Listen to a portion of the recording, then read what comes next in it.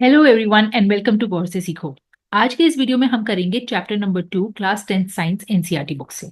Easy chapter है लेकिन बहुत सारे क्वेश्चंस इसमें से बनते हैं, बहुत सारे कॉन्सेप्ट्स क्लियर होंगे और उन्हीं के बेसिस पे बहुत सी रिएक्शंस भी।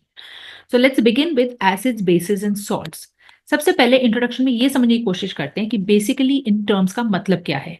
What is an acid, what is a base and what is a salt. ठीक है। अब आप आमतौर पे जब कुछ भी खाते हैं तो आपको उनका टेस्ट आता है चीजों का। कुछ कुछ चीजें होंगी जो खट्टी टेस्ट करेंगी, कुछ चीजें होंगी वो कड़वी टेस्ट करेंगी, कुछ चीजें मीठी करेंगी या नमकीन करेंगी। ठीक है।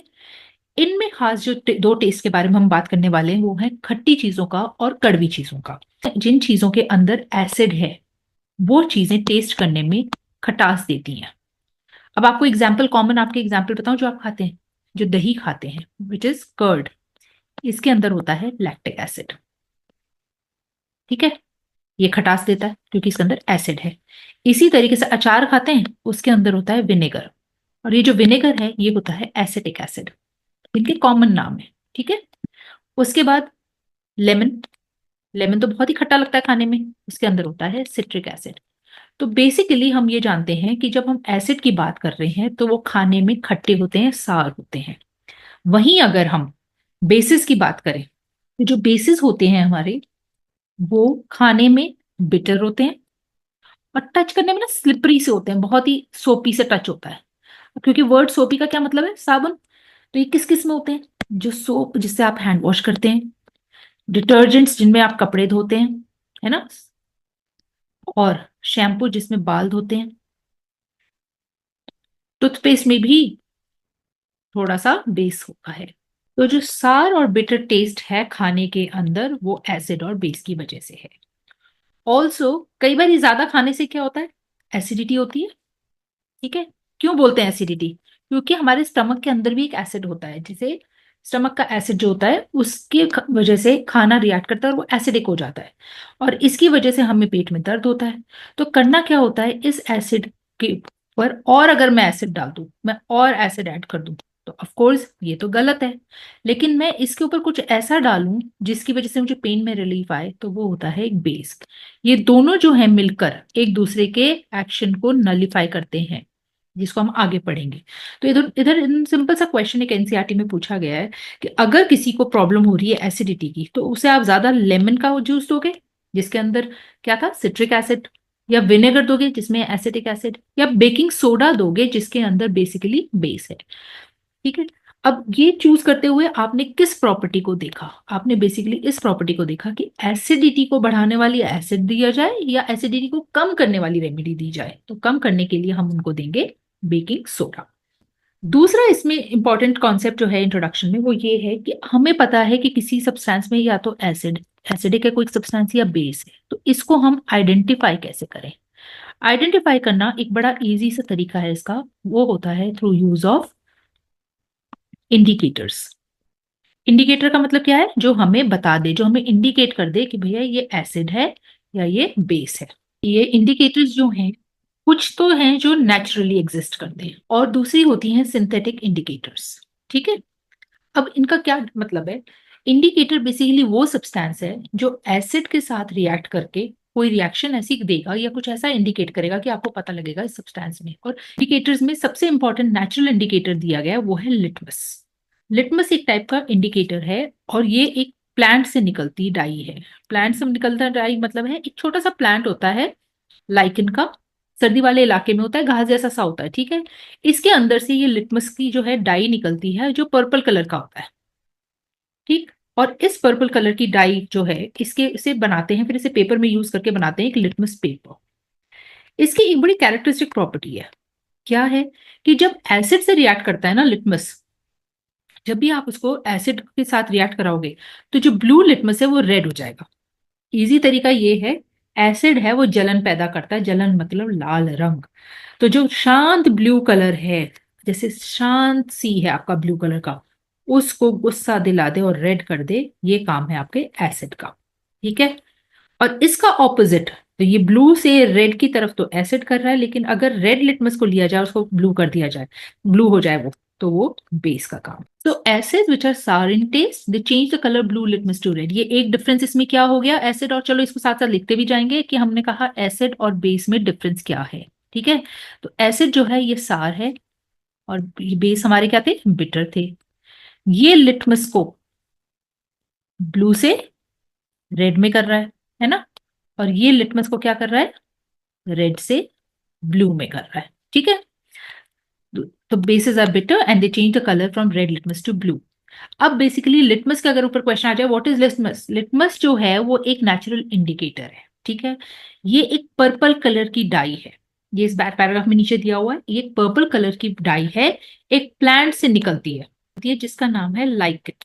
ठीक, और ये डिवीजन थैलोफाइटा का है, नॉट वेरी इंपॉर्टेंट, बट ये एक इंडिकेटर की तरह यूज होता है। तो इसके कीवर्ड जो आपको याद रखने हैं वो ये है कि लिटमस है, पर्पल डाई है, लाइकेन से निकलती है और एक इंडिकेटर है। ठीक है, और जब इस लिटमस सोल्यूशन, जब ये ना तो ये एसिड है ना बेसिक है, इसमें कुछ नहीं मिला हुआ, तो ये पर्पल कलर का है। ठीक, इसके अलावा आपने और कौन से नेचुरल इंडिकेटर्स हैं, नेचुरल इंडिकेटर्स में आ जाते हैं रेड कैबेज की लीव्स हैं, टर्मेरिक, हल्दी, हल्दी एक बड़ा इंपॉर्टेंट नेचुरल इंडिकेटर है। क्यों, क्योंकि टर्मिक ऐसा होगा कि देखा होगा आपने कपड़ों के ऊपर आपने कुछ गिराया और उस पर पीला पीला सा निशान हो गया, और जब मम्मी इसको धोने लगती है साबुन से तो ये रेड कलर का हो जाता है, तो ये एक इंडिकेटर है। और टर्मेरिक सिर्फ बेसिस से रिएक्ट करता है, एसिड का आप इसके ऊपर कितना भी विनेगर डाल लो, कुछ भी डाल लो, इसके ऊपर कोई एसिड डालोगे ना तो इसके ऊपर कोई रिएक्शन नहीं होगी। ठीक है, लेकिन अगर आपने के ऊपर बेस लगाया तो ये ऐसा रेड से कलर का हो जाएगा।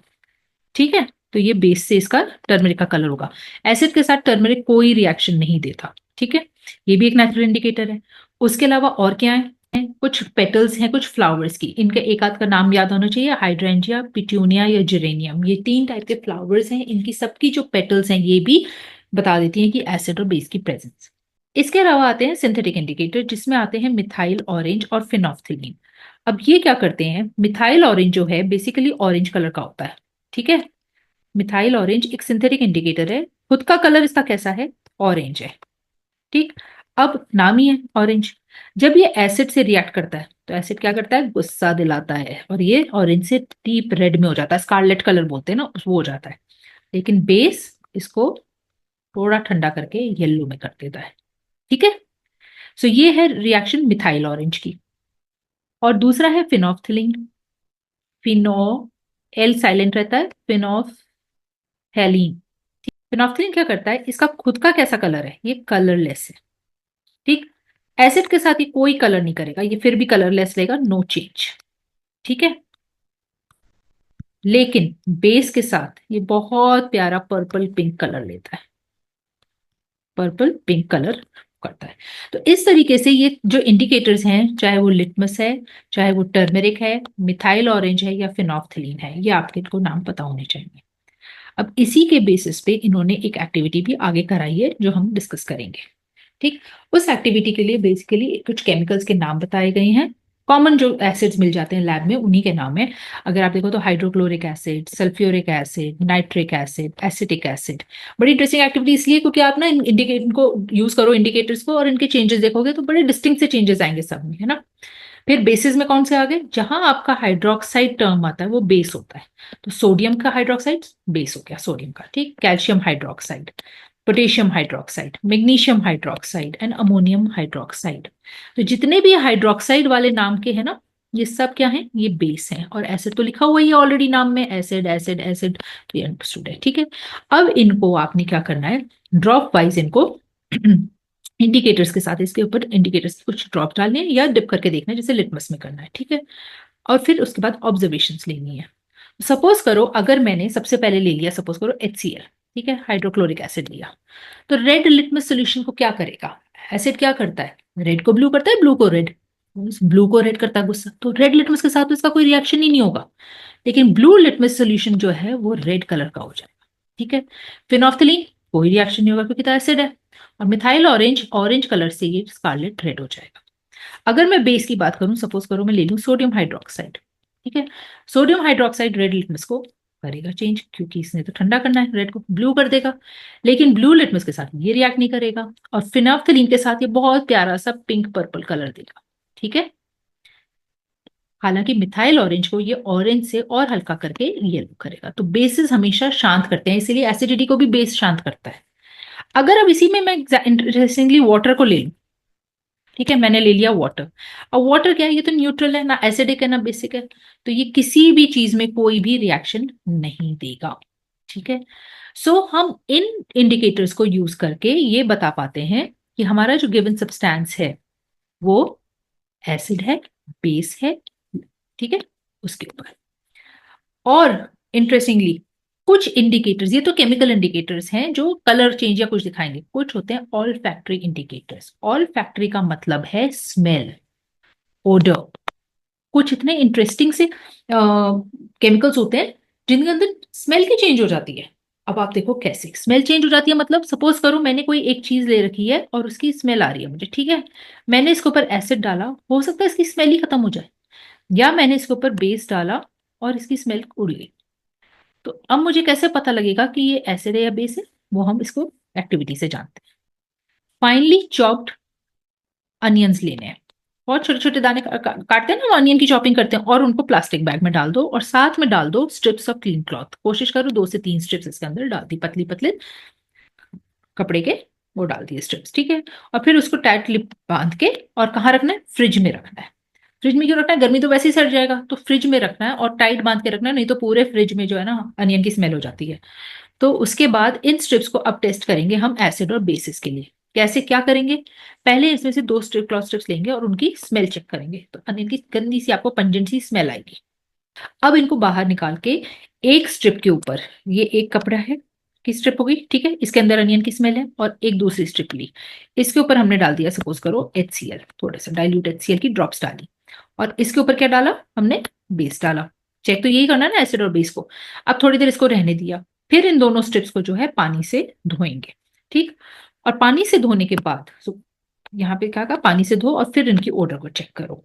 तो होगा क्या, जिसमें हमने एसिड डाला था, ठीक है, इसके अंदर कोई लॉस ऑफ स्मेल नहीं होगा, no loss of smell.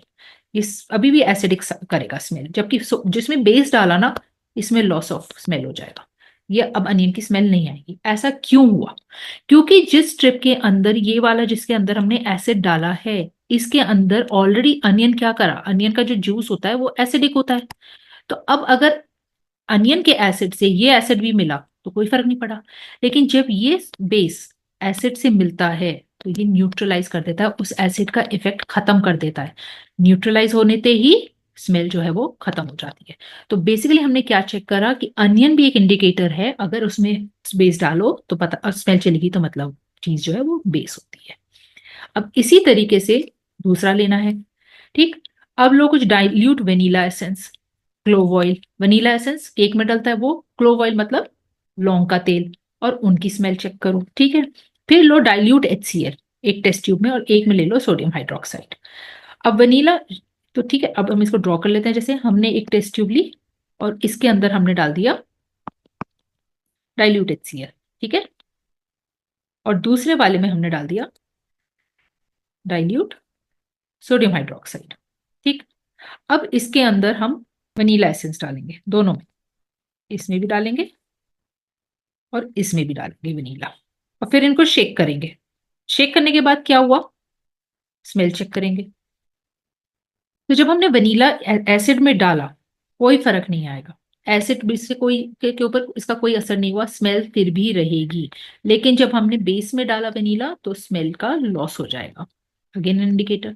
And similarly clove oil का, क्लोव ऑयल भी एसिड से कुछ नहीं रिएक्ट करता, लेकिन सोडियम हाइड्रोक्साइड बेस से करेगा और स्मेल लूज होगी। तो ऑब्जर्वेशन हमारी क्या है, did you see any change of odor of clove oil with dilute acid? No, but with dilute NaOH, yes. So clove oil reacts with sodium hydroxide and similarly vanilla does. तो ये सारे all factory indicators हैं, मतलब smell के ऊपर based हैं, ठीक।